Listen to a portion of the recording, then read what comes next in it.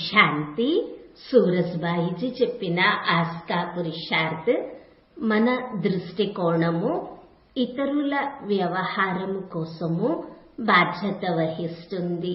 ఈరోజు మనుషులు తమ దృష్టికోణమును ఎంత చెడగొట్టుకున్నారో ఇంతకు ముందు అలా ఉండకపోయేది. కొంతమంది దృష్టికోణము ఎలా ఉన్నది అంటే వారికి ఈ ప్రపంచంలో ఏ వ్యక్తి నచ్చడం లేదు. ప్రపంచంలో మంచి వ్యక్తులకి లోటు ఏమీ లేదు.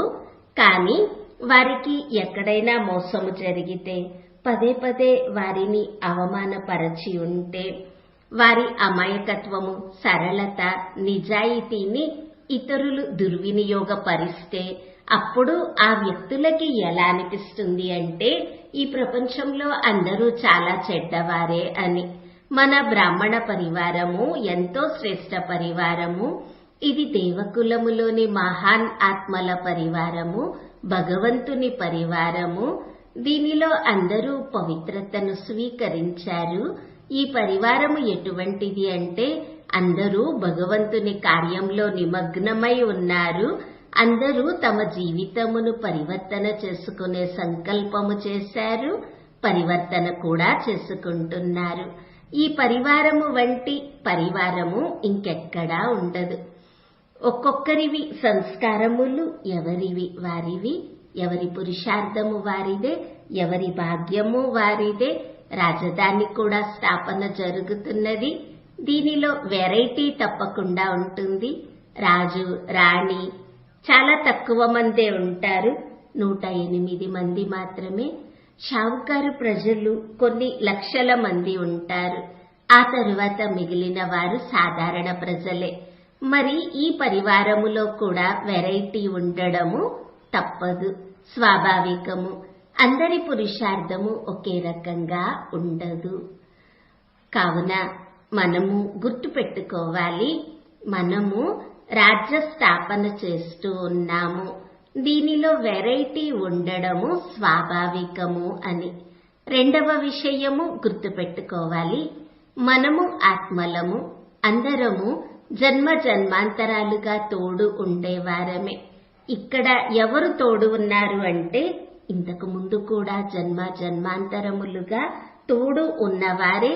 వారితోనే మంచైనా లేక చెడు అయినా జన్మ జన్మాంతరముల ఖాతా మనకి ఉన్నది. ఇప్పుడు ఆ ఖాతాయే మన ఎదురుగా వస్తున్నది.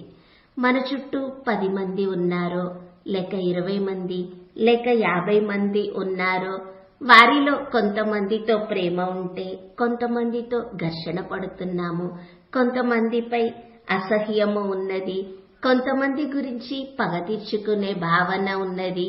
ఎందుకనగా ఇది అంతా మన పూర్వజన్మల కర్మల లెక్క ఖాతా. ఎవరైనా మనల్ని ఇంతకు ముందు చాలా విసిగించి ఉంటే వారిపై పగ తీర్చుకునే భావన అగ్ని వలె దహించి వేస్తూ ఉంటుంది. ఆ వ్యక్తిని చూడగానే మనసు ఎందుకు క్రోధంతో నిండుతుందో నాకు తెలియదు అంటారు. కానీ ఇది పూర్వజన్మల ఖాతా. కానీ ఎవరి వద్ద శ్రేష్ట జ్ఞాన యోగ బలము ఉన్నదో వారు తమ భావనలను పూర్తిగా నిర్మలంగా చేసుకోవాలి, స్వీకరించాలి. ఇక్కడ అంతా వెరైటీ ఇలాగే ఉంటుంది అని. దీనికి అతీతంగా అయ్యి సాక్షిభావము, శుభభావన, క్షమాభావన ద్వారా తన చిత్తమును నిర్మలంగా శాంతిగా చేసుకోవాలి. ఇప్పుడు మనము ఎవరి మీదైనా పగ తీర్చుకున్నా లాభమేమున్నది? మన దుర్భావనలు మనకి కష్టము కలిగిస్తాయి, ఇతరులకి కూడా కష్టము కలిగిస్తాయి. ఇంకా మనము ఈశ్వరీయ కార్యంలో సహయోగిగా అవ్వకుండా విఘ్నములు వేసేవారిగా అయిపోతాము. కావున అందరము సాక్షి భావము ధారణ చేద్దాము. కర్మల ఖాతా తీరిపోతున్నది అని గుర్తు పెట్టుకుందాము. ఆ ఆత్మలు ఖాతా తీర్చుకోవడానికే, రుణం తీర్చుకోవడానికే వచ్చారు అనేది గుర్తు పెట్టుకుందాము.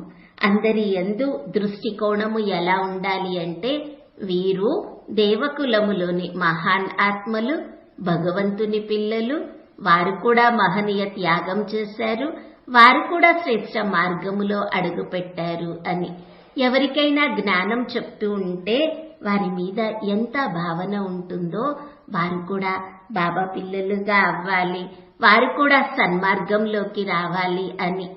మరి అదే విధంగా సన్మార్గంలోకి ఎవరైతే వచ్చేశారో వారి యందు కూడా అసహ్యము, ఈర్ష్య, ద్వేషము సమాప్తం చేయాలి. ఎందుకనగా అందరిది తమ తమ పాత్ర. మనము వారిలో మహనీయతలే చూడాలి. మహనీయతలు కూడా వారిలో తప్పకుండా ఉంటాయి. ఏమీ లేకపోయినా కనీసం ఈ పవిత్ర జీవితమునైతే స్వీకరించారు కదా, తమ జీవితమును బాబాపై బలిహారం చేశారు. వారికి కూడా బాబాతో మిలనం జరుగుతున్నది. వారు కూడా పుణ్య ఆత్మలే. ఇటువంటి దృష్టి ఉంటే మన చిత్తము శాంతిగా ఉంటుంది. అన్నిటికంటే గొప్ప లాభము ఇదే. మరి ఈ రోజంతా సాక్షి భావము కలిగి ఉందాము. బ్రాహ్మణ ఆత్మలందరి గురించి వీరు దేవకులములోని మహాన్ ఆత్మలు అనే దృష్టిని కలిగి ఉందాము. మిగిలిన వారి కోసము వీరు భగవంతుని పిల్లలు, వీరు కూడా శ్రేష్టమైన వారే అని గుర్తుపెట్టుకుందాము. అభ్యాసం చేద్దాము. బాబా నుండి రంగురంగుల కిరణముల ఫౌంటైన్ నాపై నిరంతరము కురుస్తున్నది అని.